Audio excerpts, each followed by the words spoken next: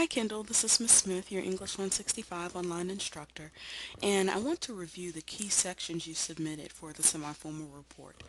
Now in this review, I'm not grading what you've submitted thus far, so I'm not looking closely at grammar or at content.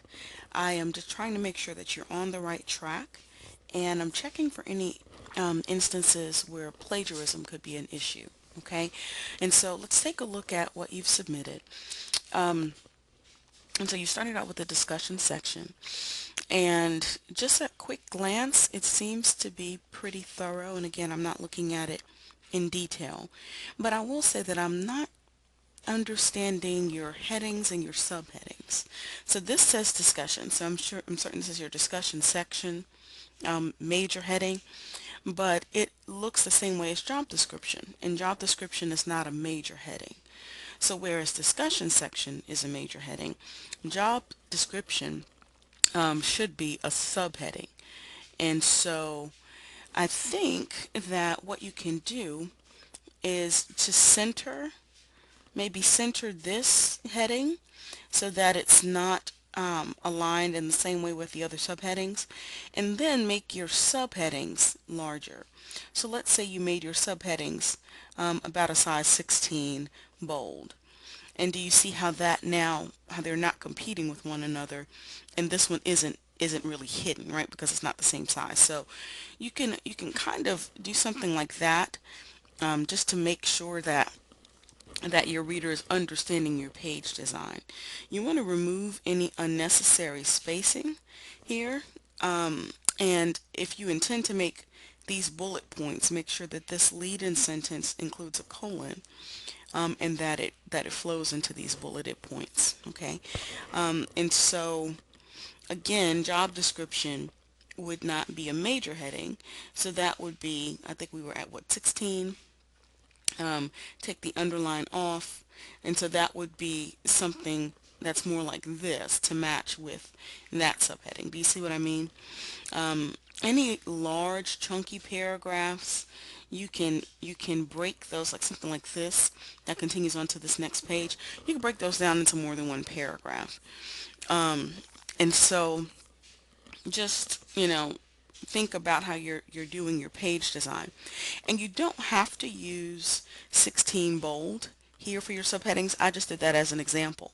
But I would recommend that you maybe center that major heading so that it's not aligned exactly with the rest of your headings on the page. And so I'll show you an example of how that can kind of run together. You will go to your introduction. See what I mean here with your introduction here and your purpose statement here, with them both being underlined. They just kind of look a little awkward. So again, if you were to center this and maybe increase the size of this, like I said, and take away the underline, that's just a better it's just a better page design, right? And so anyway, I'll leave that up to you to decide how you want to do it, but think through that page design. Now, I will say that I don't see any in-text citations unless I overlook them. Um, I don't see any in-text citations in your discussion section. And so you want to make sure that you definitely have those in there. And again, you want to make sure that your headings are consistent, your subheadings are consistent, and that you're removing any extra space that you don't need. Okay, any extra space that's just in between these paragraphs. You don't need the extra space. You just need one space in between paragraphs, like so. Okay, and so just make sure that you go back through that. Make sure you have at least 2 pages. Again, if you need to add more subheadings and break up some of these paragraphs, do that. Just make sure that you have a complete discussion section and that you've included your in-text citation for your interview with Amy, is it Ricken? Let's see, Rinkenberger. And if you need to pull information from ONET, you can certainly do that and incorporate that into this section as well. So you should have pulled information from ONET for your introduction, and I don't see where you've referenced that. So in your introduction, make sure that in your industry background section that you are providing more information from ONET about this industry that you've chosen. And so this should be more than a sentence or two. This should be a really thick paragraph like I showed in that video. And so write more in your industry background, write more in your purpose statement. Make sure you're following the guidelines that I've given. I want to know your major as well. Okay, so make sure you go back to our overview document. Make sure your purpose statement is correct. Be consistent in your subheadings. I might have just changed this, but I think this originally was a smaller size. So make sure that your subheadings are the same size and style, and make sure that you're removing that extra spacing. You also want to say, and I think I just said this, but include your in-text citation in your industry background because you should get that information from ONET. So you want to make sure that you give credit to ONET. You also want to make sure that at the end of your graphic that you include the word source, a colon, and then the in-text citation for ONET here as well, because this chart information came from ONET. Okay? Now, one more thing with the discussion section. I mentioned that you want to include an in-text citation for your interview with Amy Rinkenberger. You can do that at the end of every paragraph because I know that the majority of your discussion section will be what you glean from that job shadow with her. And so you can put that at the end of every paragraph, and that would be fine. But of course, if you have information that you're pulling from ONET, then you want that ONET in-text citation to be there.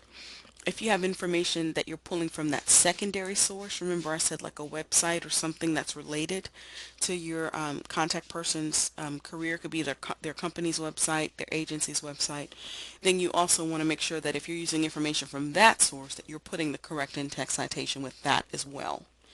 So keep in mind there's a way to make sure that you're getting to those 2 pages by adding more than just information from your job shadow. Incorporate other information in there as well. Okay. Make sure, Kendall, that you're putting a page break so that you know that your information will start on a separate page. Every section needs to start on a separate page. The only exception would be your conclusion and recommendations, and those 2 sections are on 1 page. Okay? All right, so now we've looked at your discussion section, we've looked at your abstract. Have we looked at your abstract? I don't think we've looked at your abstract. Let's see. So with your abstract, it does look like you have followed pretty much what I'm looking for in terms of structure. I'm not looking at it in a lot of detail right now. I do see that your 3rd paragraph includes a recommendation, but you finish it with a quote from her. I think this quote from Ms. Rinkenberger would be better served in your discussion section. And in this last paragraph, I want you to tell me and summarize what the recommendations are. Okay, just a summary. I recommend that a person seeking to be a victim's advocate obtain an Associates of Arts degree in criminal justice, or pursue an internship in the field, whatever your recommendations are. And so this is where your voice should come through, not her voice. You can include her quote and this in-text citation in your discussion section. Okay, so make that change. And we looked at your introduction already. And in terms of your reference, again, you want to make sure that you're starting this on its own page. I don't see that you've used patient representative. Again, this in-text citation would go in your introduction, and then whatever information that you're using from ONET that you haven't already used, that would go in your discussion section. And then your personal interview with Amy Rinkenberger, again, this would go in your discussion section. And then you need that 3rd source. Like I said, that could be the website for where she works, for the agency she works with, and maybe their mission statement or their history of their agency, something along those lines that you put into your own words, but then you include that in-text citation in the discussion section. Okay, so you need 3 sources. And also make sure that you're using everything, right? That if you have them listed on your references page, that you do have in-text citations for them in your report. Okay, and so you're off to a start, and just continue working on it. Please let me know where you have questions, and I would be happy to help and to give you direction as best as I can. Okay? Contact me early next week with any questions that you have. Okay, Kendall, take care.